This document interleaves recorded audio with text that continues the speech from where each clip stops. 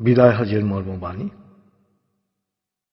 শুক্রবার ৯ জিলহজ ১০ হিজরি সনে হজের সময় আরাফা ময়দানে দুপুরের পর হযরত মুহাম্মদ সাল্লাল্লাহু আলাইহি সাল্লাম লক্ষাধিক সাহাবার সমাবেশে এই ঐতিহাসিক ভাষণ দেন।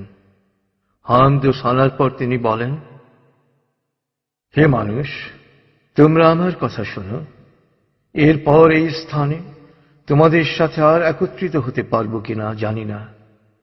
হে মানুষ, আল্লাহ বলেন, হে মানব জাতি, তোমাদেরকে আমি এক পুরুষ ও এক নারী থেকে সৃষ্টি করেছি এবং তোমাদেরকে সমাজ ও গোত্রে ভাগ করে দিয়েছি যেন তোমরা পরস্পরের পরিচয় জানতে পারো। অতএব শুনে রাখো, মানুষে মানুষে কোনো ভেদাভেদ নেই। আরবের উপর কোনো অনারবের, অনারবের উপর কোনো আরবের শ্রেষ্ঠত্ব নেই। তেমনি সাদার উপর কালোর বা কালোর উপর সাদার কোনো শ্রেষ্ঠত্ব নেই। তোমাদের মধ্যে সেই ব্যক্তি আল্লাহর কাছে সবচেয়ে বেশি সম্মান ও মর্যাদার অধিকারী যে আল্লাহকে ভালোবাসে। হে মানুষ, শুনে রাখো, অন্ধকার যুগের সকল বিষয় ও প্রথা আজ থেকে বিলুপ্ত হল।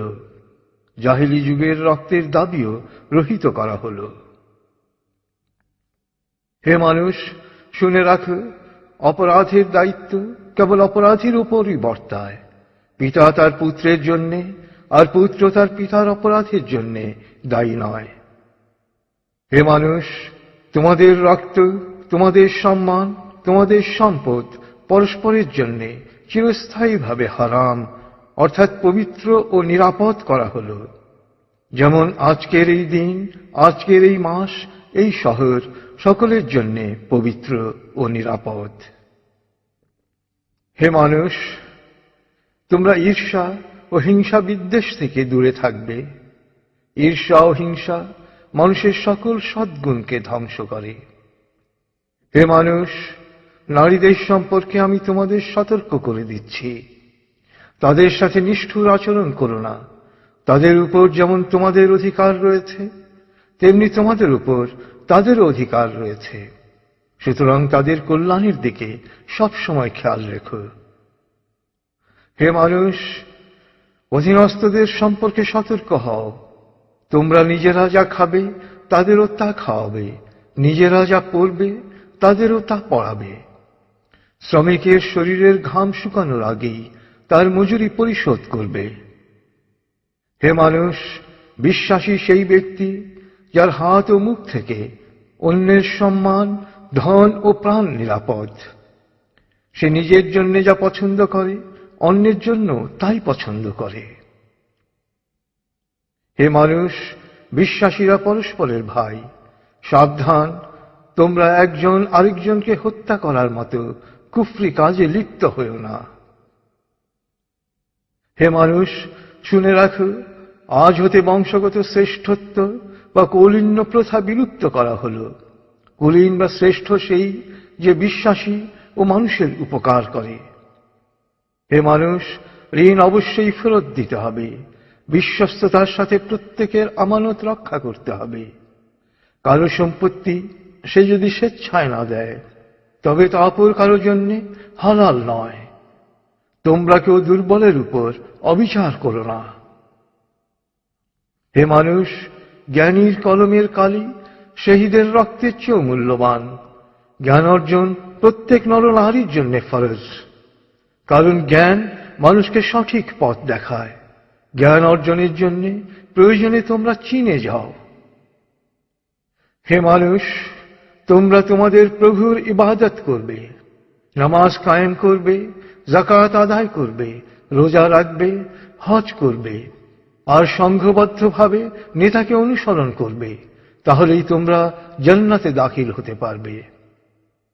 হে মানুষ, শুনে রাখো, একজন কুশ্রী কদাকার ব্যক্তিও যদি তোমাদের নেতা মনোনীত হয়, যতদিন পর্যন্ত সে আল্লাহর কিতাব অনুসারে তোমাদের পরিচালিত করবে ততদিন পর্যন্ত তার আনুগত্য করা তোমাদের অবশ্য কর্তব্য।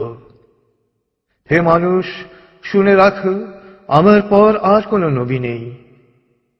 হে মানুষ, আমি তোমাদের কাছে দুটো আলোকবর্তিকা রেখে যাচ্ছি। যতদিন তোমরা এই দুটো অনুসরণ করবে ততদিন তোমরা সত্য পথে থাকবে। এর একটি হলো আল্লাহর কিতাব, দ্বিতীয়টি হলো আমার জীবন দৃষ্টান্ত। হে মানুষ, তোমরা কখনই ধর্ম নিয়ে বাড়াবাড়ি করো না, কেননা অতীতে বহু জাতি ধর্ম নিয়ে বাড়াবাড়ি করার কারণে ধ্বংস হয়ে গেছে। হে মানুষ, প্রত্যেককেই শেষ বিচারের দিনে সকল কাজের হিসেব দিতে হবে, অতএব সাবধান হও। হে মানুষ, তোমরা যারা এখানে হাজির আছো, আমার এ বাণীকে সবার কাছে পৌঁছে দিও। এরপর তিনি জনতার উদ্দেশ্যে জিজ্ঞেস করলেন, হে মানুষ, আমি কি তোমাদের কাছে আল্লাহর বাণী পৌঁছে দিয়েছি? সকলে সমস্বরে জবাব দিল, হ্যাঁ। এরপর নবীজি বললেন, হে আল্লাহ, তুমি সাক্ষী থাকো, আমি আমার সকল দায়িত্ব পালন করেছি।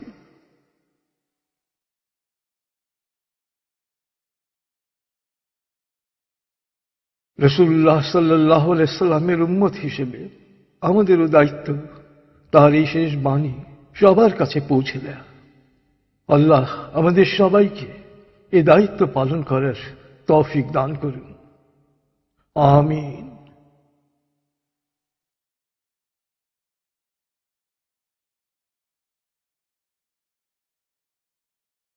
প্রিয় শরীদ, কোরআন এবং রাসূলুল্লাহ সাল্লাল্লাহু আলাইহি সাল্লামের বাণীবদ্ধ এই সিডির কোনো কপিরাইট নেই।